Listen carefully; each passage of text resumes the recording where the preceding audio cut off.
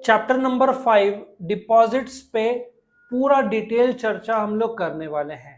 Terms and conditions क्या होता है, एलिजिबल पब्लिक कंपनी क्या होता है, इसके प्रोविजंस क्या होते हैं, इसके टाइम फ्रेम क्या है, ये सब हम लोग डिस्कस करने वाले हैं।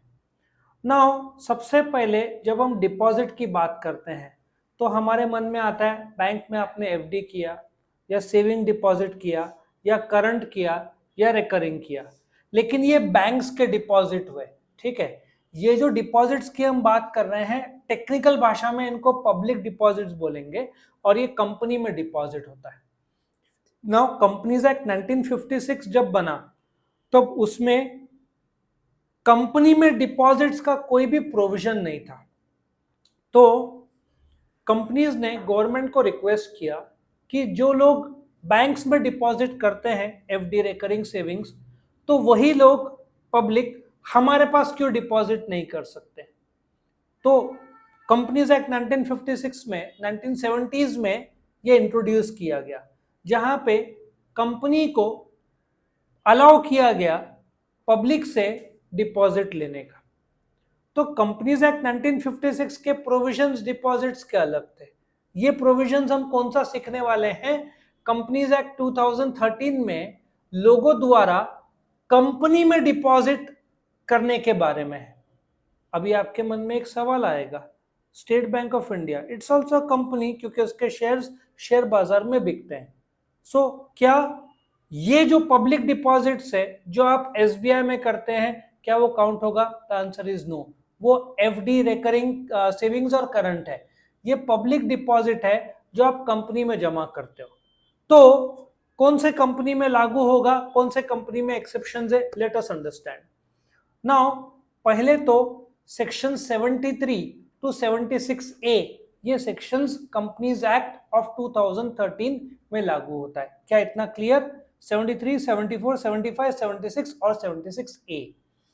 नो पहले तो इन्होंने बोला है सारे के सारे आपके कंपनी डिपॉजिट ले सकते हैं एक्सेप्ट बैंकिंग कंपनी। सो एसबीआई तो ऑलरेडी पब्लिक से डिपॉजिट ले ही रहा है, फिक्स, सेविंग, करंट, रिकरिंग। तो वो पब्लिक डिपॉजिट जो कंपनी के लिए कैसे ले सकता है, उसके तो डिपॉजिट ऑलरेडी चालू है। दूसरा, नॉन बैंकिंग फाइनेंस कंपनी, क्या आपने बजाज फाइनेंस सुना है, कोटक फाइनेंस, ये एनबीएफसी इनको बोलेंगे। हाउसिंग फाइनेंस कंपनी में एचडीएफसी जो लिमिटेड, इसका नाम इतने सालों से लेता था, अभी क्यों नहीं लेना चाहता? एचडीएफसी बैंक और एचडीएफसी लिमिटेड मर्ज हो गए, अभी they have now become one. दो अलग लिस्टेड कंपनीज थे, अभी दोनों एक हो गए हैं, और एक होने के बाद HDFC is now the world's 4th largest bank. तो उसका एचडीएफसी जो होम लोन वाला डिवीजन था, जिसको एचडीएफसी लिमिटेड बोलते हैं, it has now merged into HDFC bank. तो हाउसिंग फाइनेंस का एग्जांपल कौन सा है? एलआईसी हाउसिंग फाइनेंस, वो एक्सक्लूसिव हाउसिंग फाइनेंस के लिए। और लास्ट, यदि सेंट्रल गवर्नमेंट ने किसी को स्पेसिफाई किया या आरबीआई ने स्पेसिफाई किया तो वो डिपॉजिट नहीं ले पाएगा, बाकी सब कंपनीज को अलाउड है subject to the terms and conditions और provisions as laid down in the companies act of 2013। इतना क्लियर? नाउ जब आप स्टडी करोगे डिपॉजिट, तो do you agree company public से डिपॉजिट लेता है? अभी आपके मन में एक सवाल आ रहा होगा कि यस, कंपनी मींस प्राइवेट और पब्लिक लिमिटेड, ठीक है। तो अभी हम क्या करेंगे, हर एक के बारे में समझेंगे। प्राइवेट लिमिटेड वो जो डिपॉजिट ले सकता है, कितना ले सकता है और किससे ले सकता है। अभी सिंपल सी बात है, जब आप एक्सेप्टेंस ऑफ डिपॉजिट बात करते हैं तो आप दो ही जनों से मेन ले पाएंगे, एक तो मेंबर शेयर होल्डर से और एक पब्लिक से। Do you agree? किससे? मेंबर से या पब्लिक से। अब मैं प्राइवेट कंपनी, अभी ये public company other than eligible company, eligible public company क्या है, मैं आपको डिटेल में एक्सप्लेन थोड़ी देर में करूंगा। पहले मैं क्या करूंगा, प्राइवेट कंपनी के प्रोविजंस बताऊंगा, ठीक है। प्राइवेट कंपनी में मिनिमम कितने लोग होते हैं? दो। मैक्सिमम कितने होते हैं? 200। It does not issue shares to the public, सब लोग मानेंगे? ओके। नाउ जब डिपॉजिट की बात आती है तो आपको तीन चीज याद रखना है। कितने चीज याद रखना है? तीन, उससे ज्यादा जरूरत नहीं है। Number 1, private company can accept deposit किस किस से, सिर्फ 3 पार्ट्स बोला है, सिर्फ आप 3 जनों से डिपॉजिट ले पाओगे।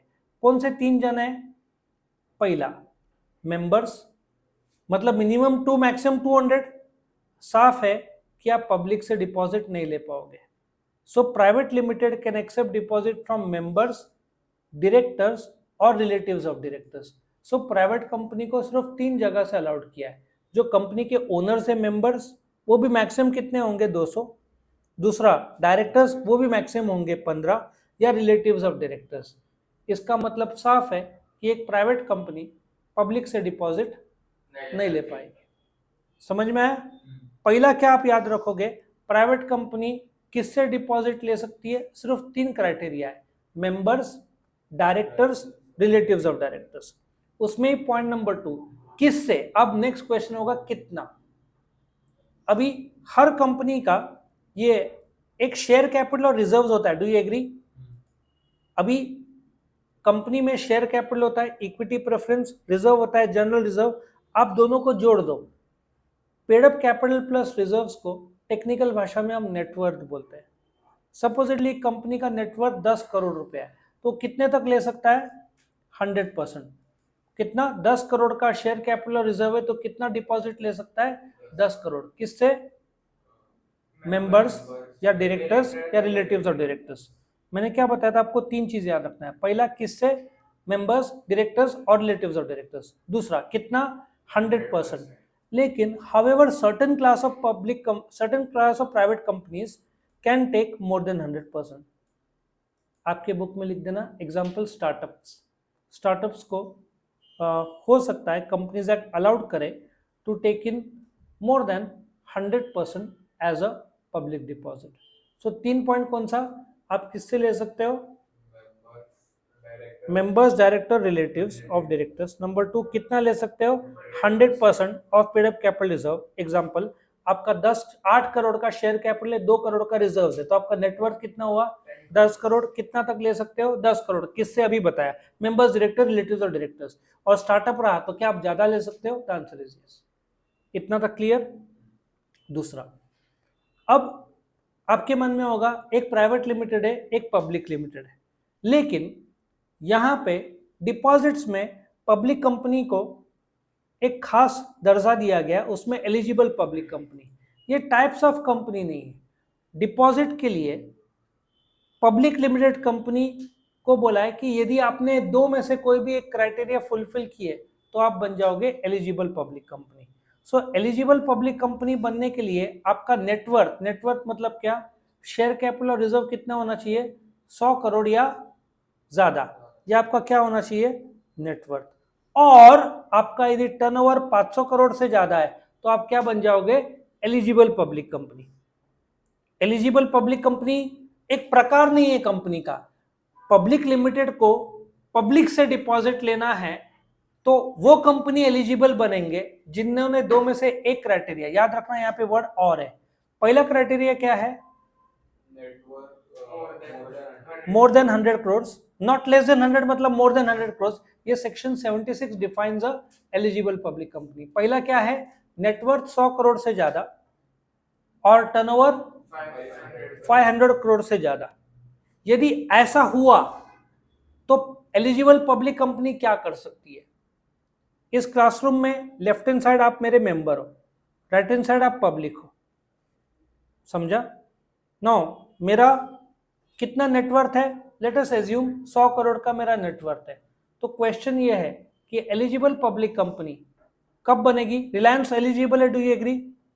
उसका टर्नओवर उसका शेयर कैपिटल 20,000 करोड़ के ऊपर है, उसका टर्नओवर 400 करोड़ के ऊपर है, वो तो हर रोज 400 करोड़ कर लेता है, उससे ज्यादा। So do you agree Reliance is a eligible public company? यदि एलिजिबल है और यदि वो डिपॉजिट चाहती है तो उसके लिए कायदा क्या है? ध्यान से सुनना। आप रिलायंस के शेयर होल्डर हो, आप लोग पब्लिक हो। सो मेरा net worth let us assume 100 crore है।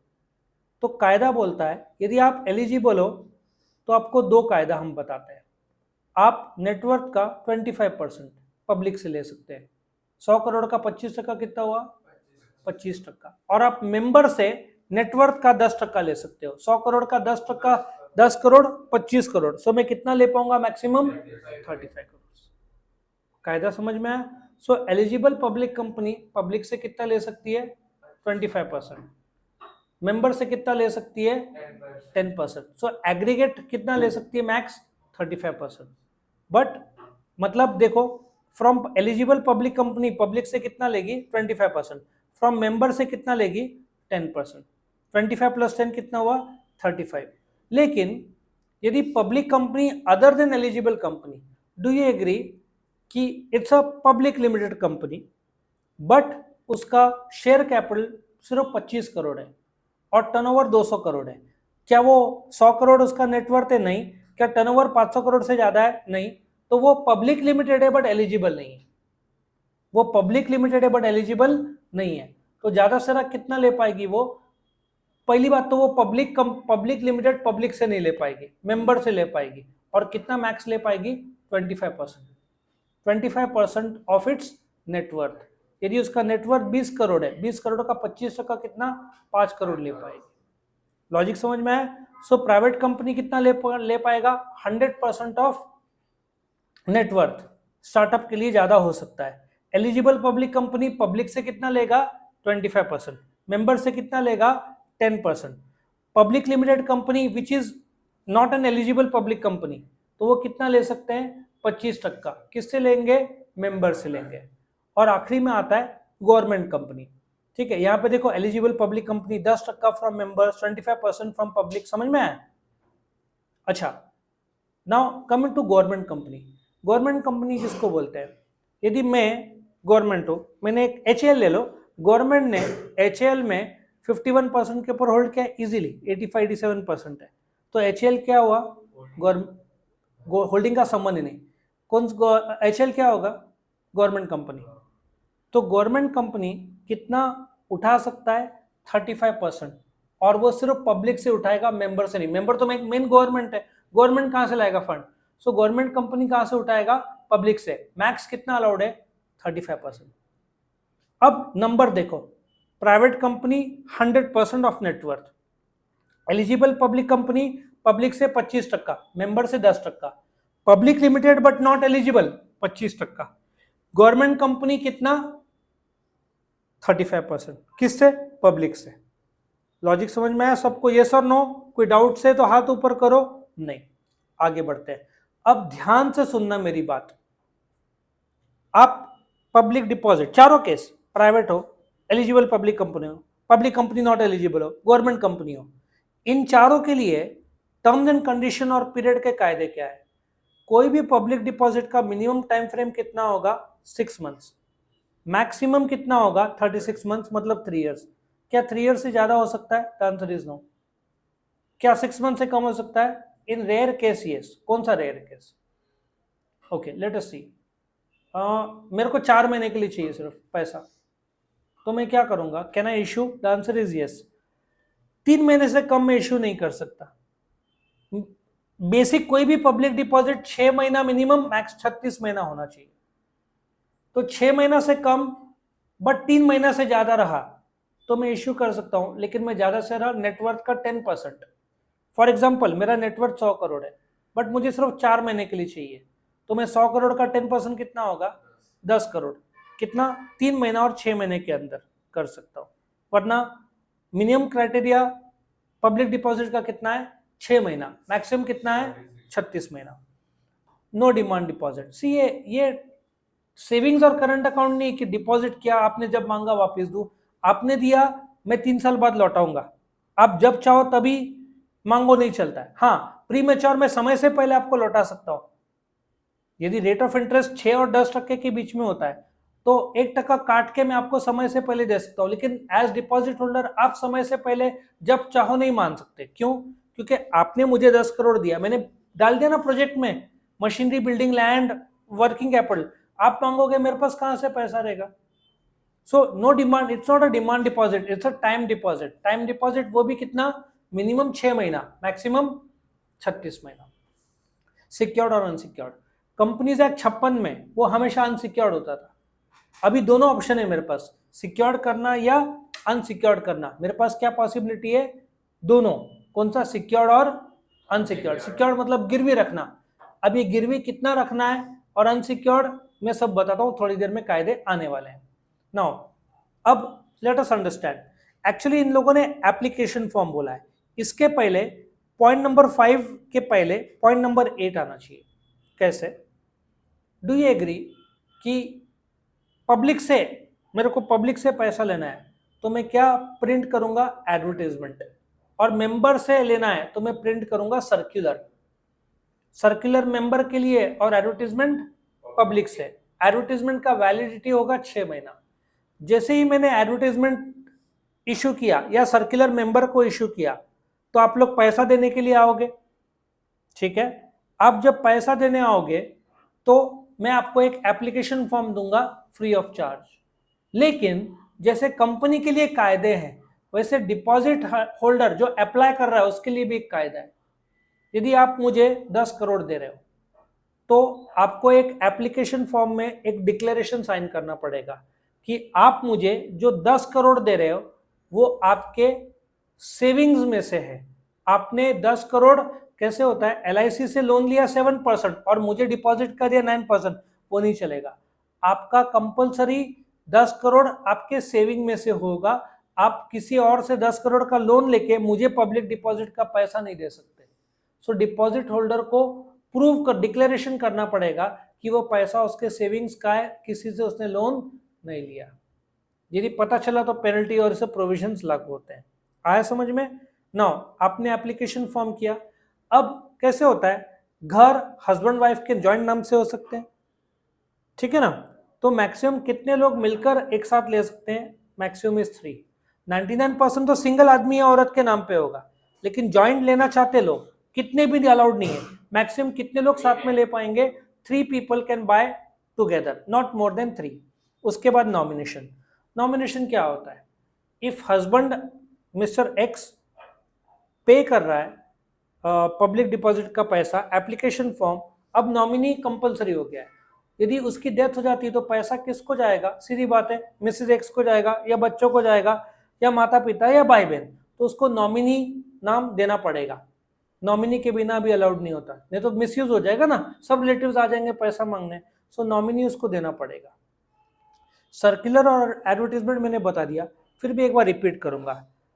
पहली बात तो एडवर्टीजमेंट 2 न्यूज़पेपर में होगा, एक इंग्लिश और एक वर्नाक्युलर, मतलब महाराष्ट्र में मराठी, ठीक है। और सर्कुलर होगा मेंबर्स को, एडवर्टीजमेंट होगा पब्लिक को। वैलिडिटी कितना एडवर्टीजमेंट का, 6 मंथ्स। आया समझ में। एडवर्टीजमेंट का कंटेंट क्या होगा, कितना डिपॉजिट है, कितना परसेंटेज है, ये सब टर्म्स एंड कंडीशंस उस एडवर्टीजमेंट में आएगा, ठीक है। वैलिडिटी कितना है, 6 मंथ्स। अब डिपॉजिट ट्रस्टी, अब डिपॉजिट मुझे 10 करोड़ मिला, हो सकता है कि मैं पैसा लेकर भाग जाऊं, ठीक है, मिसयूज हो पैसे का, इंटरेस्ट में ना दूं। सो डिपॉजिट ट्रस्टी का कायदा क्या है, मैं एडवर्टीजमेंट सपोजिटली 8 तारीख को छाप रहा हूं, 8 जुलाई, तो 7 दिन पहले आओ, 1 जुलाई, 7 डेज पहले मुझे डिपॉजिट ट्रस्टी, वो एक इंसान होगा या ग्रुप होगा, उसके साथ एक एग्रीमेंट करना पड़ेगा। उस एग्रीमेंट को डिपॉजिट ट्रस्ट डीड बोलते हैं, उस आदमी को डिपॉजिट ट्रस्टी बोलते हैं, इस एग्रीमेंट को डिपॉजिट ट्रस्ट डीड बोलते हैं। DPT2 फॉर्म इसमें दिया नहीं, मैंने एक्स्ट्रा जोड़ा है। DPT2 फॉर्म में एग्रीमेंट करना पड़ेगा। उस एग्रीमेंट के मुताबिक यदि मैं आपको इंटरेस्ट या प्रिंसिपल नहीं दे पाऊँ तो डिपॉजिट ट्रस्टी ने जो संपत्ति मैंने गिरवी रखा है उसके पेपर्स डिपॉजिट ट्रस्टी के नाम पर होगा। वो लोग ये जो संपत्ति बेच के डिपॉजिट होल्डर को पैसा दे सकते हैं। और मैं नया कर्जा ले रहा हूं तो हो सकता है मुझे नया कर्जा लेने से रोके, क्योंकि रिस्क बढ़ता है। ये किसका जो मतलब, डिपॉजिट ट्रस्टी प्रोटेक्ट करते हैं interest of the deposit holder. आया समझ में। आगे बढ़ते हैं। Create charge on assets. Now charge क्या होता है, गिरवी। जैसे ही मुझे पैसा आया, पैसा आने के 1 महीने के अंदर, यहाँ पे दिया नहीं, आगे आएगा, कितने महीने के अंदर, 1 महीने के अंदर जितना 10 करोड़ आया तो 10 करोड़ रुपए के संपत्ति मुझे गिरवी रखना पड़ेगा। That is tangible fixed asset. Fixed asset 2 प्रकार के होते हैं, टेंजिबल, इंटेंजिबल।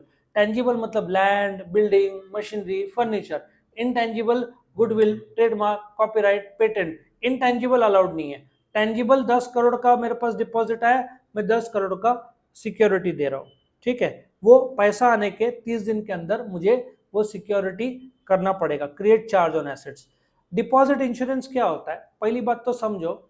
छोटे छोटे डिपॉजिटर, टेक्निकल भाषा में स्मॉल डिपॉजिटर उसको बोलते हैं जो 20,000 रुपए से कम पैसा लगाते हैं, उनको क्या बोलते हैं, small depositors.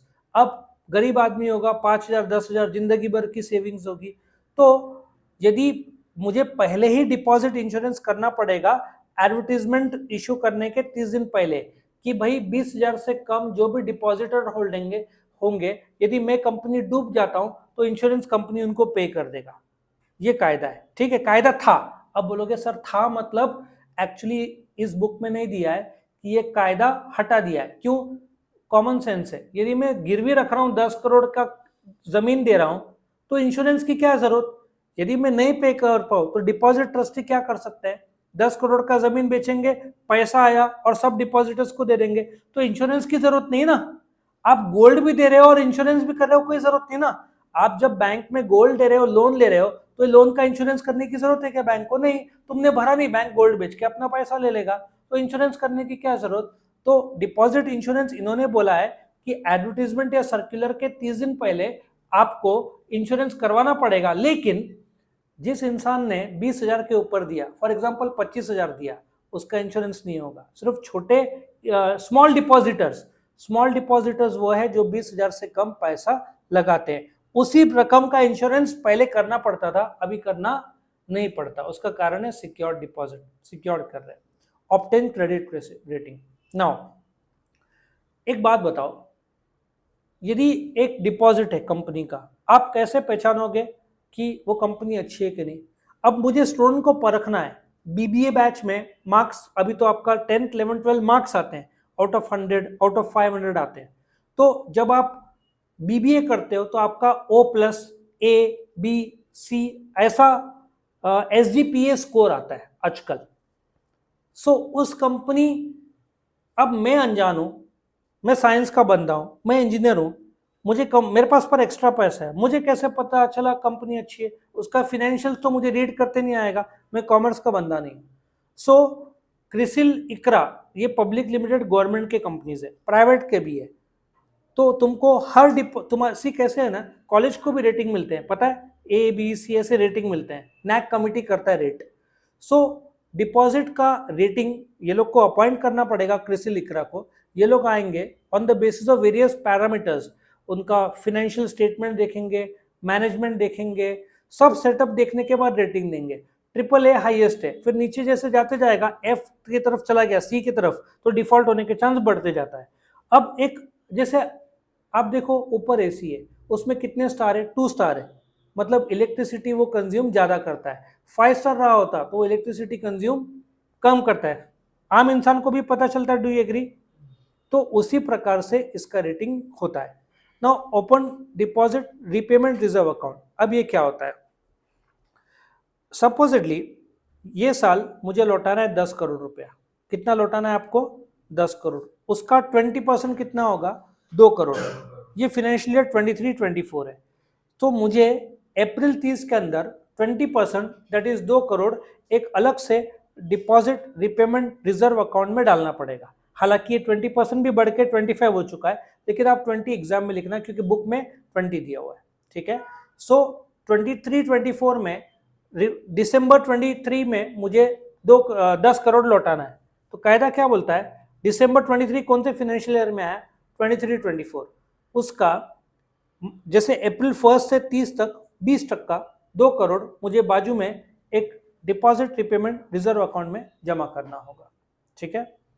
Now deposit receipt, अभी सब प्रोसीजर हो गया, एडवर्टाइजमेंट छाप दिया, आप लोग आए, एप्लीकेशन फॉर्म मैंने दिया, आपने आधार कार्ड वो सब प्रूफ सबमिट किया, डिक्लेरेशन के बाजू में साइन किया। अब हो सकता है आप मुझे चेक दोगे, चेक क्लियर होने को 1 से 2 दिन लगता है। सो मैं आपको डिपॉजिट रिसीट दूंगा 21 डेज के अंदर। कंपनीज एक्ट 56 में 8 हफ्ता था, अब ये टाइम कम कर दिया है। सो आपने मुझे पैसा दिया तो कितने टाइम के अंदर मैं आपको डिपॉजिट रिसीट दूंगा, विद इन 21 डेज, ठीक है।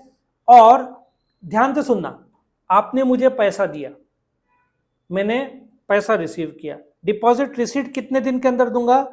21 डेज। डिपॉजिट रिसीट 21 डेज के बाद 7 दिन के अंदर, डिपॉजिट रिसीट देने के बाद 7 दिन के अंदर कंपनी को रजिस्टर ऑफ डिपॉजिट एक अलग से, जैसे आपका लाइब्रेरी बुक बनता है कि कितने डिपॉजिटर्स है, कितना पैसा दिया हर एक ने, नाम पता सब डिटेल्स आ जाता है। सो डिपॉजिट रिसीट इश्यू करने के बाद डिपॉजिट रजिस्टर में with in 7 days after 21 days, ठीक है, और रजिस्टर ऑफ डिपॉजिट्स में एंट्री करना पड़ेगा। और हर साल 30 जून तक रजिस्ट्रार को बताना पड़ेगा कितना पैसा आया, रेट ऑफ इंटरेस्ट क्या है, टाइम फ्रेम क्या है, ये सारा इंफॉर्मेशन कंपनी देगा। और interest rate normally it is between 6 to 10%, ठीक है। और समय से पहले कंपनी लौटा रहा है, जैसे कि 2025 में था, 24 में मैं लौटा रहा हूं, तो 10% होगा तो 1% काट के आपको मैं लौटा सकता हूं, लेकिन 3 महीने से कम नहीं। आज मैंने आपसे 10 करोड़ लिया, मेरा सडनली एक जमीन का डील हो गया, मुझे 50 करोड़ मिल गया, क्या मैं तुरंत लौटा सकता हूं? The answer is no. कम से कम 3 महीना के बाद मैं लौटाऊंगा। प्री पेमेंट कंपनी कर सकती है, लेकिन एज डिपॉजिट होल्डर आप प्री पेमेंट नहीं मांग सकते, क्योंकि कंपनी तो पैसा लगा दिया होगा। सो कंपनी जब समय से पहले पैसा देती है तो 1% काट के साल के हिसाब से पर एनम होता है, वो तुमको पैसा दे देगी, लौटाएगी। लेकिन कॉमन सेंस है, समय से पहले क्यों लौटाया जाए? कर्जा लिया, कमी होगा पैसे, तभी तो कंपनी ने लिया ना। टर्म्स एंड कंडीशन चेंज कर सकती है, इतना आसान नहीं है, क्योंकि डिपॉजिट ट्रस्टी पहले ऑब्जेक्शन लेंगे, आप इंटरेस्ट रेट ऐसे तो कम नहीं कर पाओगे। सो इन रेयर केस ये पॉसिबल है। फाइनेंशियल स्टेटमेंट में आप डिस्क्लोज करो कितना पैसा डायरेक्टर, रिलेटिव्स और डायरेक्टर्स से कितना लिया बताना पड़ेगा। पनिशमेंट बहुत खतरनाक है, कुछ कुछ जगह पे 1 करोड़ रुपए का फाइन है, 1 करोड़ रुपया, कुछ जगह पे 5,000 प्लस 500 रुपए दिन का। 30 जून को रिटर्न फाइल नहीं किया ना, कोई बात नहीं, 500 रुपीज अ डे मीटर चालू हो जाता है 30 जून के बाद। सो इसका बहुत डीप टर्म्स एंड कंडीशंस है। डायरेक्टर की नौकरी गई, 5 साल के लिए नौकरी जाएगी यदि तुम डिफॉल्ट करते हो तो। इतना आसान नहीं है डिपॉजिट लेके तुम डिफॉल्ट करना। अच्छा, अभी प्रोसीजर फॉर एक्शन, अब तुम्हारा बेसिक मैंने ढांचा तैयार कर दिया, प्रोसीजर क्या है अभी देखो फटाफट हो जाएगा। पहले मैं क्या बुलाऊंगा? Board meeting. उसमें क्या तय होगा? डिपॉजिट लेना है, नंबर 1, क्या रेट ऑफ इंटरेस्ट होगा। उसके बाद नंबर 3, 2 रेजोल्यूशन मेन पास हो गए। पहला रेजोल्यूशन होगा डिपॉजिट लेना है, दूसरा रेजोल्यूशन होगा जनरल मीटिंग बुलाना है, ठीक है। उसके बाद जनरल मीटिंग 2 प्रकार के होते हैं। अच्छा, बोर्ड मीटिंग एक साल में कितने बार होंगे? 4 बार। एक बार नहीं भाई, 4 बार। उसके बाद जनरल मीटिंग 2 प्रकार कौन से होते हैं? एजीएम और ईजीएम। एजीएम तो साल में 1 बार होता है, 30 सितंबर के आसपास। तो नॉर्मली कौन सी कंपनी मीटिंग बुलाएगी? ईजीएम बुलाएगी। उसमें share holders special resolution pass करेंगे, ओके आप डिपॉजिट जो सोच रहे हो पब्लिक से लेना है लो। उसके बाद वापस से बोर्ड मीटिंग बुलाई जाएगी, क्योंकि आपको ड्राफ्ट एडवर्टाइजमेंट बनाना है।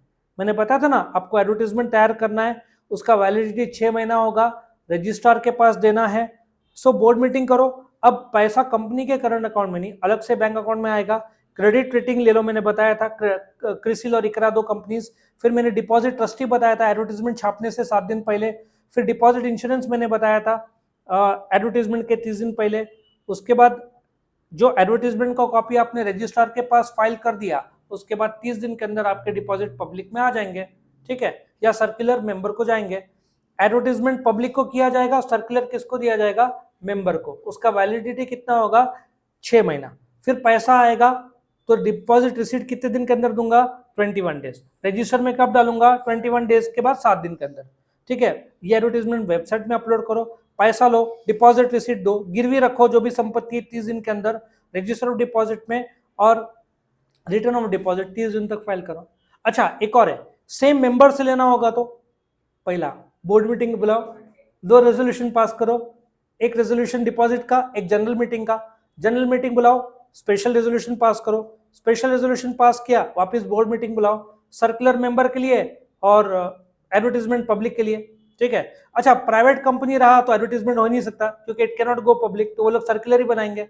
सर्कुलर बनाओ, बैंकर अपॉइंट करो, क्रेडिट रेटिंग लो, डिपॉजिट ट्रस्टी, सब सेम है। देखो, डिपॉजिट इंश्योरेंस लो, सिर्फ तुम रजिस्ट्रार के पास सर्कुलर का कॉपी फाइल करोगे और मेंबर को सर्कुलर दोगे, और उसका वैलिडिटी कितना होगा? 6 महीना।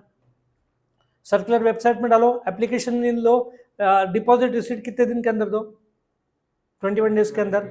गिरवी रखो 30 दिन के अंदर जो भी संपत्ति, 10 करोड़ है तो 10 करोड़ का संपत्ति गिरवी रखो, रजिस्टर ऑफ डिपॉजिट में एंट्री करो और रिटर्न ऑफ डिपॉजिट 30 जून तक फाइल करो।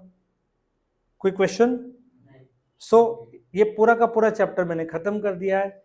वीडियो पसंद है तो लाइक करना, फ्रेंड्स के साथ शेयर करना, चैनल को सब्सक्राइब करना। Thank you for watching.